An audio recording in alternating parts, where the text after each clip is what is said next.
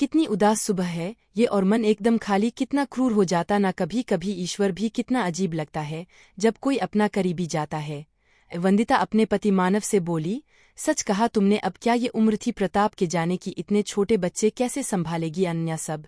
मानव बोला, सही कहा आपने अनन्या तो प्रताप के बिना कहीं आती जाती भी नहीं थी, अब कैसे करेगी सब। मायके ससुराल से तो नाता शादी करके ही टूट गया था, अब जिसके लिए सबसे नाता तोड़ा वो भी साथ छोड़ गया।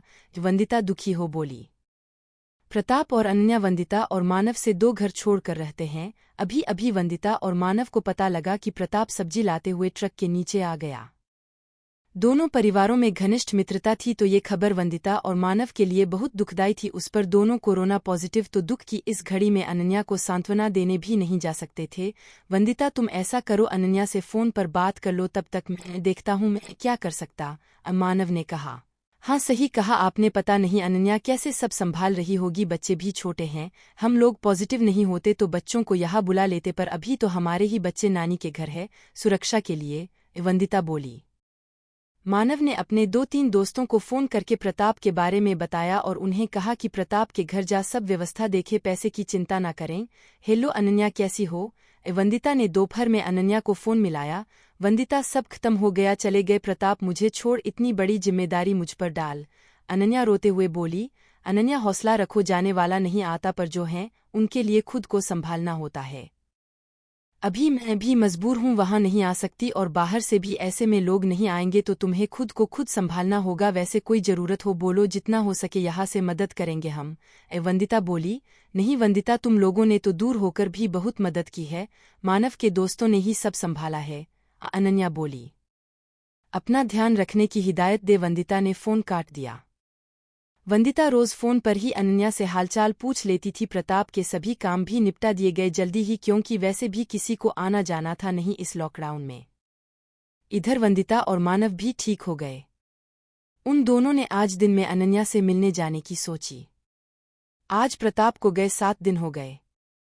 मानव घर का कुछ सामान लेने सुबह बाहर निकला तो क्या देखता है, अनन्या प्रताप की छोटी सी राशन की दुकान खोल बैठी है, दोनों बच्चों को ले। अरे अनन्या, तुम ये दुकान खोल बैठी हो, वो भी इतनी जल्दी। मानव हैरानी से बोला, क्या करूं, तो जाने वाला चला गया, पर घर को बच्चों को तो मुझे ही देखना है ना। आप तो जानते प्रताप की इतनी कमाई तो थी नहीं कि कुछ सेविंग होती, अब घर चलाने को मुझे ही ये दुकान चलानी होगी। अनन्या बोली। पर कोई जरूरत थी तो मुझे बोलती, वंदिता को बोलती, हम कोई पराये थोड़ी हैं। मानव बोला। कब तक करते आप भी, प्रताप चला गया, पर मैं केवल प्रताप की पत्नी नहीं, उसके बच्चों की माँ भी हूँ, उनको पालना मेरी जिम्मेदारी है। जाने वाला चला गया, अब जो हैं उन्हें देखना है मुझे। अनन्या खाली आंखों से पर आत्मविश्वास के साथ बोली, हम पराये नहीं अनन्या, मेरी बहन जैसी हो तुम, तो हक से बोल सकती हो कुछ भी। मानव किसी तरह बोला। बहन बोला है, भैया तो इस बहन का आत्मविश्वास और स्वाभिमान मत दिगाओ। अब एक माँ हूँ बस, और मुझे अपने बच्चों को बेहतर भविष्य देना है, उसके लिए मुझे खुद काम करना ही पड़ेगा। ज्यादा पढ़ी हूँ नहीं, फिर कुछ रुपए की नौकरी के लिए हाथ फैलाने से अच्छा ये दुकान ही क्यों ना चलाऊं। अनन्या बोली। बहुत सही निर्णय है तुम्हारा बहन, धन्य हो तुम, ईश्वर इतनी शक्ति एक औरत एक माँ को ही से सकता है। तुम्हारे स्वाभिमान को ठेस नहीं पहुँचाऊंगा, पर कभी भी इस भाई की जरूरत हो बेहिचक कहना।